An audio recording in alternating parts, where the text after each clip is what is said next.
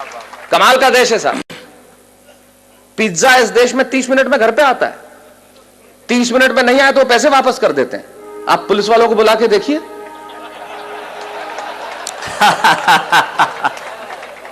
ये वो देश है जहां पे 8% में आपको कार का लोन मिलता है और 12% एजुकेशन लोन के देने पड़ते हैं।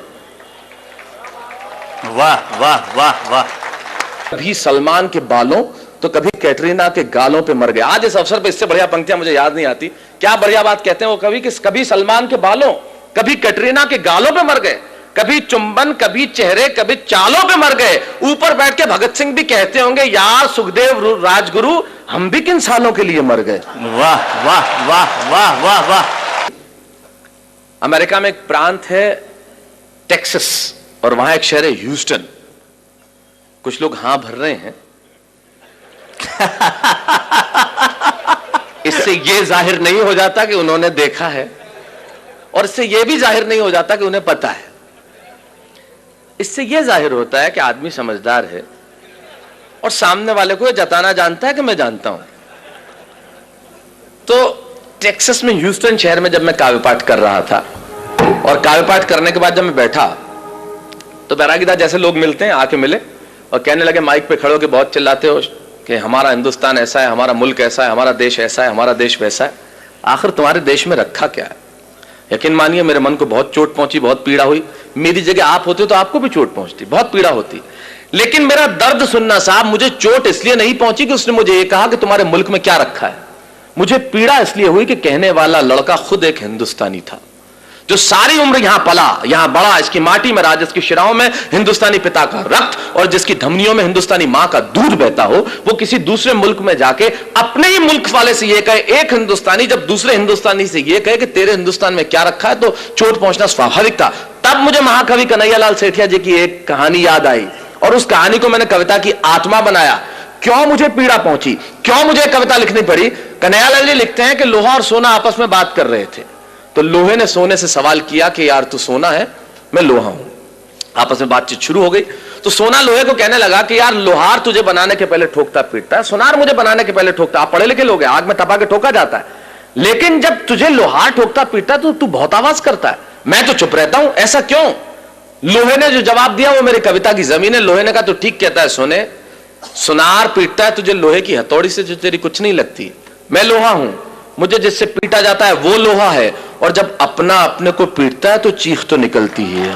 वाह वाह वाह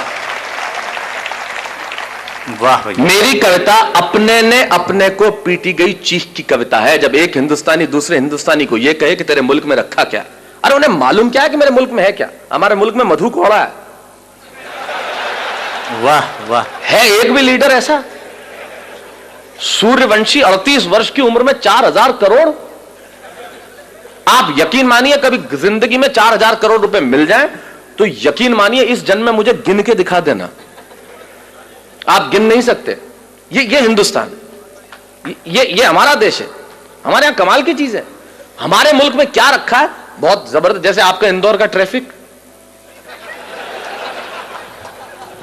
मैं अभी एयरपोर्ट से आ रहा, राजवाड़ा के आगे मेरी कार के आगे आदमी हाथ साइकिल पे यूं किया फिर यूं कर दिया। मैंने कहा इसका क्या मतलब? बोले पहले मुड़ना था फिर कैंसिल कर दिया।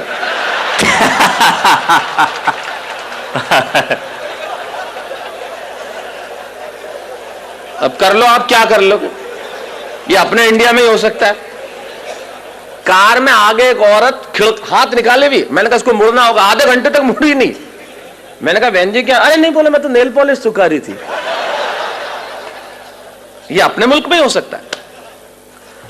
तब मैं बताता हूं मेरे मुल्क में है क्या। दो दृश्य करता हूं पैदा। अमेरिका में एक लड़का मुझसे कहता है तेरे देश में रखा क्या? तब सुनिए कि अमेरिकन परिवार में एक लड़का घर में आया। बहुत समय बाद सुना था तो हो सकता है मैं कहीं इधर उधर हो जाऊं, लेकिन याद करने की कोशिश करता। अमेरिकन परिवार में एक लड़का घर में आया और अपने पिता से कहने लगा, come on dad what a bad day. Come on dad. American परिवार में एक लड़का घर में आया और अपने पिता से कहने लगा, come on dad what a bad day, I just want to change my girlfriend. ये बेटा बाप से बात कर रहा है। Come on dad, what a bad day. I just want to change my girlfriend. अब मैंने तुरंत ये शब्द सुना और मेरे कान खड़े हुए। मैंने कहा सुनो, काम की बात चल रही है। मैं रेगिस्तान का निवासी, वैसे ही सूखाग्रस्त इलाका, तो ऐसे शब्द सुनने में बड़ा अच्छा लगता है। Come on, Dad, what a bad day. I just want to change my girlfriend. पिता बोले okay, okay, don't get tense. Just think she was a nonsense and change it. और मैंने कहा गजब का बाप है, कितना सपोर्टिव फादर, अपने बेटे को खुद कह रहा है कि सारी चिंताएं हटा, और दूसरी लड़की। मैं आपके जनरल नॉलेज को प्रणाम करना चाहता हूं, और जिस भाषा की अशोक भाई साहब बात कर रहे थे, हिंदी साहित्य आपका बरसों तक ऋणी रहेगा। आपने जो शब्द सौंपा है, समवेत स्वर में सैकड़ों लोगों ने जो एक साथ कहा है, पटा। मैं किसी और शब्द का भी प्रयोग कर लेता, लेकिन जब आपने कह दिया तो वैसे अच्छा एक बात है, इस शब्द का कोई तोड़ भी नहीं है, हो ही नहीं सकता। जो परिश्रम, जो मेहनत, जो पसीना पटाने में है, वो किसी और शब्द में आए। आप पटाने में मतलब आप प्रक्रिया नहीं समझे, मैं शब्द की बात कर रहा हूं, वो किसी और शब्द में आ ही नहीं सकती। मैंने अंग्रेजों को कहा तुम हमारा क्या खा के मुकाबला करोगे बताओ, तुमने हमारी जोड़ के शब्द ले आओ बस। बोले क्यों? मैंने कहा तुम चेहरे को अंग्रेजी में क्या कहते हो? बोले फेस। मैंने कहा थोबड़े को बताओ। बोले पत्नी को अंग्रेजी में क्या कहते हो? बोले वाइफ। मैंने कहा लुगाई। मैंने कहा तुम मुकाबला कर ले बस हमारा, कहीं से मुकाबला करके बता दे कि तू क्या करता है। मैंने कहा तुम्हारा किसी से मतलब तुम्हारा किसी से मोहब्बत हो जाए तो क्या बोलते? बोले अफेयर। मैंने कहा लफड़ा। बोल। मैंने कहा तुम अगर कुछ पियोगे तो क्या बोलोगे? बोले आई विल ड्रिंक लस्सी। मैंने कहा जा इंदौर में, बोले एक गिलास लस्सी हेड़ ले। तेरा बाप नहीं ला सकता है शब्द, हमारा मुकाबला कर सकता है क्या? कर ही नहीं सकता।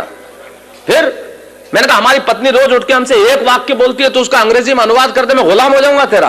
बोले क्या बोलती है? मैंने कहा बोलती है तुमसे शादी करके तो मैंने करम ठोक लिए हैं। मैंने कहा ला करम और ठोक, तेरा बाप अंग्रेजी में नहीं ला सकता करम और ठोक। मैं चाहता हूं हमारी हिंदी भाषा के सम्मान में एक बार जो अद्भुत भाषा है हमारी। वाह वाह वाह वाह, स्वागत है स्वागत है स्वागत। कर ले कोई मुकाबला, हमारा क्या करेगा? बोले पत्नियां ऐसे बोलती है। मैंने कहा इससे ज्यादा बोलती हैं। मैं अपनी पत्नी को गोवा घुमाने के लिए ले गया तो कहीं था नहीं, चर्च में ले गए, उसने श्रद्धा के मारे ईसा मसीह के पांव छू लिए। मैंने कहा तू मेरे तो नहीं छूती। बोले तू भी लटक जा।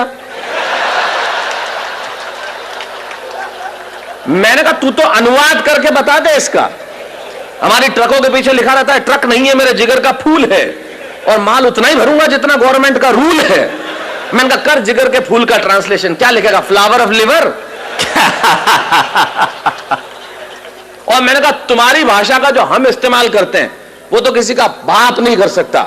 मैंने कहा इंदौर, मैं इंदौर इतना आता हूं कि मैं तो लगभग, इंदौर मेरा बहुत प्रिय शहर है, और मैं बता दूं मुझे इतना मजा आता है, यहां की भाषा कमाल की है साहब। मेरा एक मित्र अपने ही मित्र के घर गया तो उधर से निकला वापस, मतलब किधर गए? बोले यार मैं इधर से निकल रहा था, मैंने सोचा तुम तो कहीं बाहर गए हुए तो सोचा भाभी जी को टच करता चलूं।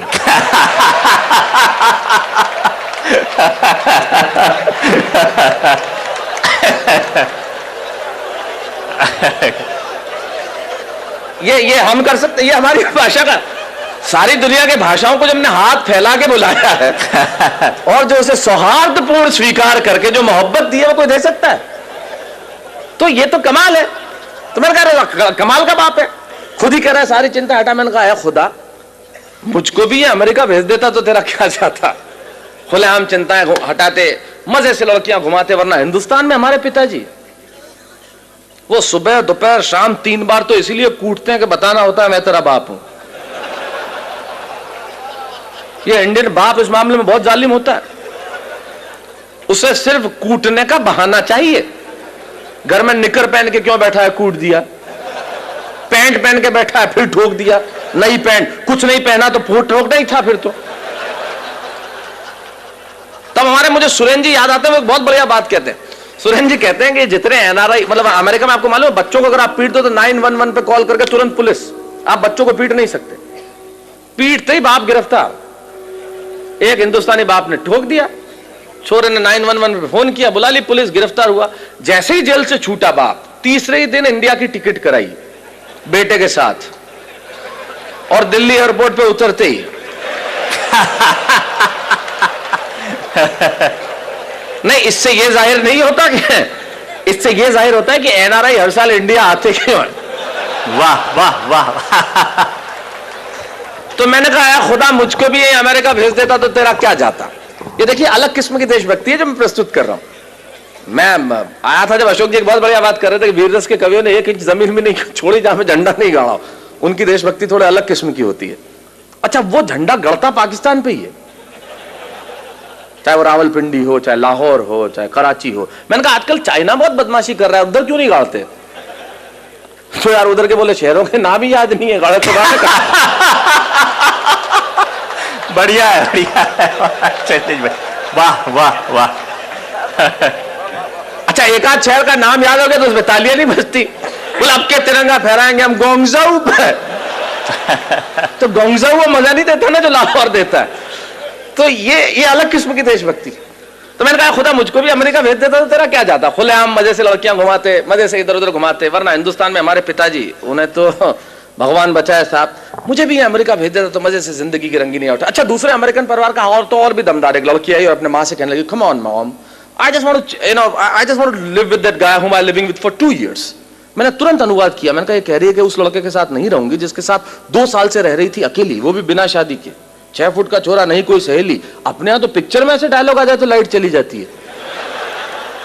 और ये देश कितना एडवांस है, हम इनसे कितना पीछे, कितना नीचे। मुझे भी अमेरिका आ जाना चाहिए और जिंदगी के मजे उठाना चाहिए। अब यहां से वो बात शुरू करता हूं जिसके लिए कविता लिखी, मुझे भी अमेरिका आ जाना चाहिए और जिंदगी के मजे उठाना चाहिए। ये बात मैंने वहां रहने वाले एक बुजुर्ग जोड़े को बताई तो उन्होंने बहुत धीरे से मेरा कंधा थपथपाया। ये बात कि मुझे भी अमेरिका आ जाना चाहिए और जिंदगी के मजे उठाना चाहिए, ये बात मैंने वहां एक रहने वाले बुजुर्ग जोड़े को सुनाया तो उन्होंने बहुत धीरे से मेरा कंधा थपथपाया और कहने लगे, बेटा ये बातें, ये रोशनी, ये चमक, ये दमक लगती बहुत सच्ची हैं और लगती भी खूब अच्छी हैं। अरे तुम्हें क्या मालूम, ऊपर से हंसते हम भीतर कितना पिसते हैं, इन आंखों से आंसू रिश्ते हैं। अरे तुम्हारे मुल्क में और कुछ नहीं होगा पर वहां सच्चे रिश्ते हैं। वाह वाह वाह वाह, बहुत अच्छा, बहुत अच्छा। तुम्हारे मुल्क में वहां कुछ नहीं होगा पर ये रिश्ते हमारे मुल्क में ही हो सकते हैं मित्रों, ये रिश्ते हमारे मुल्क में ही हो सकते हैं। ये जो सम्मान की परंपरा बची है वो इसी देश में बाकी रह गई है। तब कहता हूं कि तुम्हारे मुल्क में और कुछ नहीं होगा पर वहां सच्चे रिश्ते हैं। अरे वहां बेटा शाम तक घर नहीं लौटे तो पिता को खाना नहीं भाता। और अगली पंक्ति में बात कितनी छोटी